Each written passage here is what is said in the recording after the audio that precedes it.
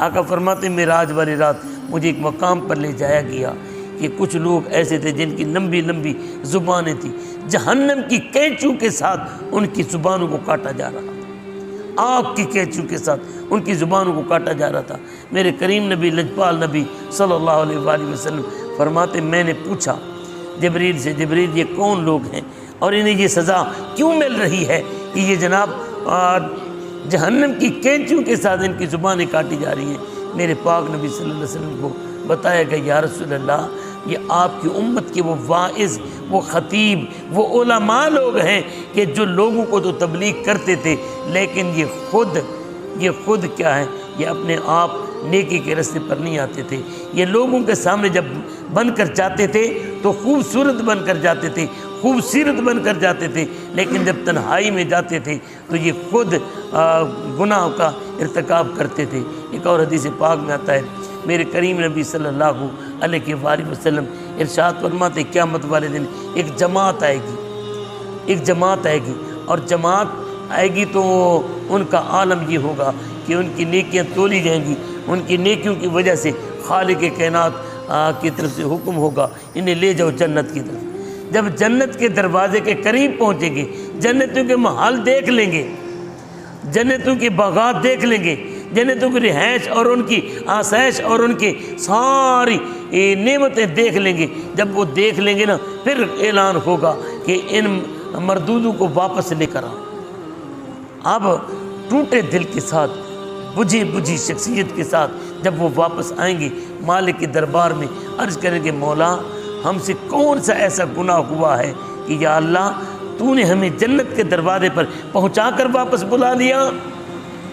میرے کریم نبی صلی اللہ علیہ وآلہ وسلم ارشاد فرماتے ہیں کہ اس وقت انہیں کہا جائے گا کہ تم لوگوں کے سامنے نیک بن کر جاتے تھے، لوگوں کو نصیحت وصیت کرتے تھے، لیکن جب خلوت میں جاتے تھے بتاؤ کیا تم وہاں پر میری نافرمانی نہیں کرتے تھے؟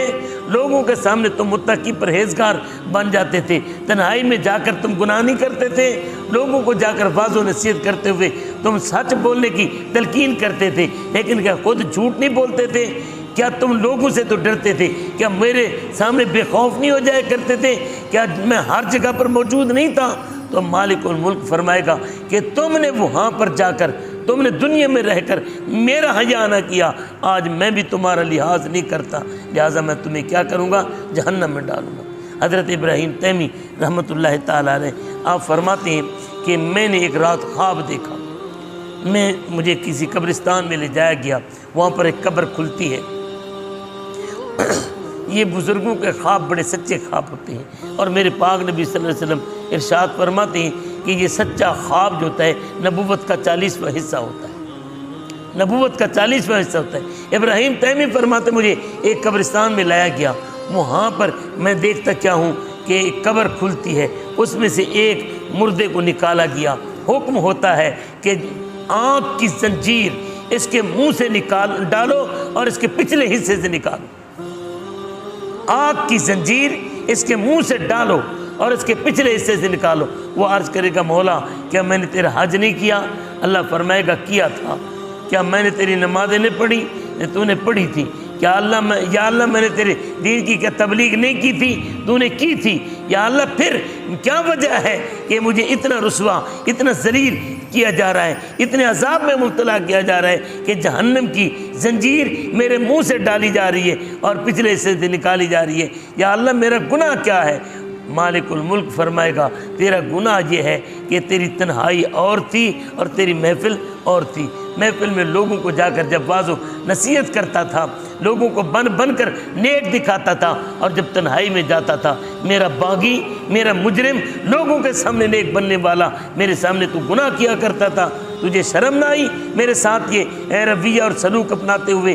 لہٰذا تو نے دنیا میں میرا حیا نہیں کیا، میں یہاں پر تیرا لحاظ کیسے کروں؟ تو یہاں پر دیکھیے یہ ہمارے لیے لمحہ فکریہ ہے، کیا ہم اپنی جلوت اور خلوت ایک رکھتے ہیں؟ لوگوں کے سامنے تو ہم حیا کرتے ہیں، لیکن کیا اللہ رب العزت کے سامنے ہمارا حیا ہے؟ قاضی شراب پینے دے مسجد میں بیٹھ کر، یا وہ جگہ بتا جہاں خدا نہ ہو؟ یہاں پر تو ہم نیک بھی ہیں، اچھے بھی ہیں، صالح بھی ہیں، لیکن جب گھر کے اندر ہم بیٹھتے ہیں کیا ہمارا رویہ اچھا ہے؟ اور پھر یہاں پر ایک اور حدیث پاک میں آتا ہے، میرے کریم نبی صلی اللہ علیہ وآلہ وسلم ارشاد فرماتے ہیں کہ قیامت والے دن ایک بندے کو جہنم میں ڈالا جائے گا، اس کی انتڑیاں، اس کی آنتیں باہر آ جائیں گی، اور وہ اپنی اتنی بڑی انتڑیاں، اتنا اس کی انتڑیوں کا بوجھ ہوگا کہ اپنی انتڑیوں کے ارد وہ انتڑیوں سمیت گھومتا رہے گا، اسی عذاب میں جہنم میں مبتلا ہوگا۔ اسے دیکھ کر لوگ کہیں گے، اے اللہ کے بندے، کیا تو ہمیں نماز کا نہیں کہتا تھا؟ کیا تو ہمیں سچ کا نہیں کہتا تھا؟ کیا تو ہمیں گناہوں سے بچنے کا نہیں کہتا تھا؟ کیا تو ہمیں نیکی کی دعوت نہیں دیتا تھا؟ وہ کہے گا میں دیتا تھا، پھر تیرا یہ حال کیسے ہو گیا؟ وہ یہ کہے گا کہ اصل میں تمہیں تو نیکی کا حکم دیتا تھا، لیکن تنہائی میں جا کر خود گناہ کیا کرتا تھا، تو حضرات عزیز وقار، یہ ہمارے لیے لمحہ فکریہ ہے۔ مسجد میں آ کر نماز پڑھنے کے بعد ہم گھر میں جا کر اگر گالی گلوچ کریں، اگر گھر میں جا کر ہم فلمیں دیکھیں، اگر ہم گھر میں جا کر عجیب و غریب اپنا اعمال کریں، گناہوں والے اعمال کریں، ہماری آنکھیں گناہوں سے نہ رک سکیں، ہمارے کان گناہوں سے نہ رک سکیں، ہماری زبانیں گناہوں سے نہ رک سکیں، ہمارے ہاتھ ظلم سے نہ رک سکیں، ہماری عقل اور سوچ برائی کی سوچ سے نہ رک سکیں، اگر ہمارے پیر گناہوں کے رستے سے نہ رک سکیں، تو یہ ہمارے لیے وعید کا مقام ہے۔ اللہ پاک فرماتا ہے، أَتَأْمُرُونَ النَّاسَ بِالْبِرِّ وَتَنْسَوْنَ أَنفُسَكُمْ وَأَنْتُمْ تَتْلُونَ الْكِتَابَ أَفَلَا تَعْقِلُونَ، کہ لوگوں کو نیکی کا حکم دیتے ہو اور خود تم نیکی کرتے نہیں، گناہوں کی طرف چلے جاتے ہو، اپنے آپ کو بھلا دیتے ہو۔ اللہ پاک فرماتا ہے افلا تاقلون، کیا تمہیں عقل نہیں کہ دیکھو لوگوں کو بچا کر خود جہنم کے گڑھے میں گرنے جا رہے ہو؟ عقل سے کام لو۔ اللہ پاک ہمیں سمجھنے کی توفیق دے۔